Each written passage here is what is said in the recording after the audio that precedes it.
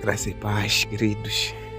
É, no livro de Gênesis 12, nós vemos o chamado de Abraão e a Bíblia vai dizer que a voz do Senhor veio para Abraão a dizer: sai da tua casa, da casa da tua parentela, vai para uma terra que eu te mostrarei. E no livro de capítulo 13 de Gênesis, nós vamos vendo Abraão a caminho da terra que Deus iria lhe mostrar. Ele entra no Egito, ele, a esposa e o seu sobrinho Ló. Ele fala com a esposa que onde passarmos vais dizer que és minha irmã, para não me matarem por amor de ti.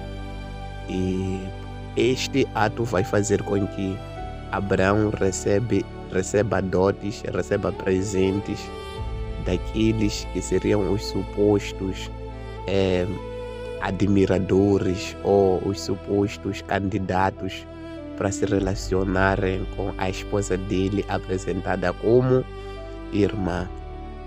E por causa disso, Abraão sai do Egito rico, mais rico do que ele era antes. E nós conseguimos perceber que depois dos relatos sobre a saída dele do Egito e como ele sai do Egito, nós vamos ver uma discussão entre os pastores de gado de Ló e pastores de gado de Abraão. E Abraão, sendo o mais velho, o tio, conversa com Ló, disse: não é bom que nós entremos em discussões, que nós lutemos, porque somos parentes. Vamos fazer uma coisa, vamos nos separar, que se você quer ir para a direita, eu irei para a esquerda. Se você for para a esquerda, eu irei para a direita. E a Bíblia vai dizer que o menino Ló, o sobrinho, ele olha para a direção do Jordão.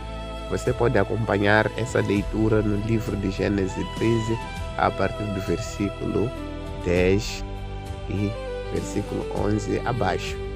E a Bíblia vai dizer que ele, ao olhar para o Jordão e viu aquele verde, é como se aquele verde fosse do jardim do Senhor. Do jardim do Senhor, né? Nós sabemos que Gênesis 2 nos fala de jardim que Deus fez e colocou o homem lá dentro para morar. Então as campinas do Jordão, elas lembravam ao escritor de Gênesis, lembraram o jardim de Éden. É como se fosse o jardim de Éden. Mas fala um outro detalhe, ele diz que era antes de Sodoma e Gomorra serem destruídos. Então há um problema aqui. Nas campinas de Jordão estava naquela direção as cidades de Sodoma e Gomorra. Agora, quando o Ló ele escolhe ir pela direção do Jordão, ele não imagina que existem males que estão escondidos por detrás daquele verde bonito, por detrás daquela terra fértil, daquela terra produtiva que teria capim suficiente para alimentar o gado dele. Ele não imagina. Então aqui quero abrir aspas e dizer que existem direções que são chamativas, existem pessoas que são chamativas, existem contratos que nós nos metemos neles, que são aparentemente bons contratos, lugares que nós vamos que são aparentemente bons lugares, alianças que fazemos que são aparentemente boas alianças, mas no fim nos damos mal.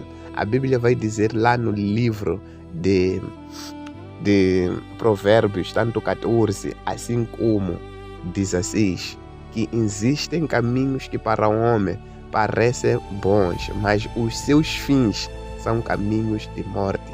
Queridos, cuidado com o que aparenta ser bom.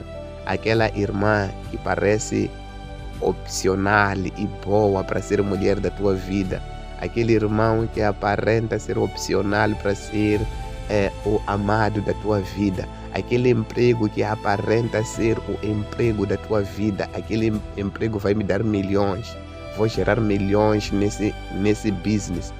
Cuidado, porque há caminhos que aparentam ser caminhos de vida, mas os seus fins são caminhos de morte. Eu e você precisamos do conselho do Senhor. Perguntar a Deus antes de entrarmos. Os olhos vão dizer que aqui não tem perigo, mas Deus conhece o fim antes do começo. Antes do começo, Deus já sabe qual será o fim. Então, Deus é a melhor pessoa para nos aconselhar antes de simplesmente decidirmos sair para ir tomar medidas, para ir fazer a ação. Que Deus rica e poderosamente abençoe você hoje e para sempre. Esta é a mensagem que eu trago para a minha vida e para a tua vida. Busquemos o conselho de Deus para não nos darmos mal no futuro. Aleluia.